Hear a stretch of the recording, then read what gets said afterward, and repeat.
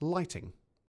Lighting is one of the most important elements to consider when taking a photo or any video. The first thing you want to look at is the key light. Now the key light is the most influential light source on your composition. So in most instances it will be the sun, especially if you're outdoors.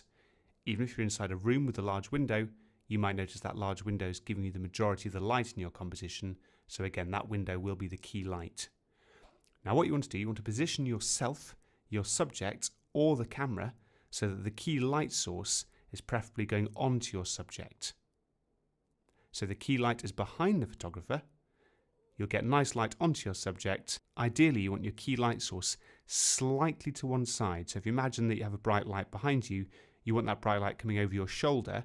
So when that hits your subject at a slight angle, it'll create some subtle shadows on your subject and add definition to the facial features.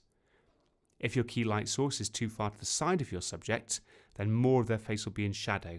So this can look good if you're trying to go for a deliberately edgy shot by having half of the subject in shadow. But if you want a nice neutral light position, then try and have the subject at a slight angle, not too far to the side of your subject. Now again, as mentioned before, everything in photography is based upon guidelines rather than rules. So you can position the light in front of the camera and put that behind the subject, and what that will do, that will create silhouettes.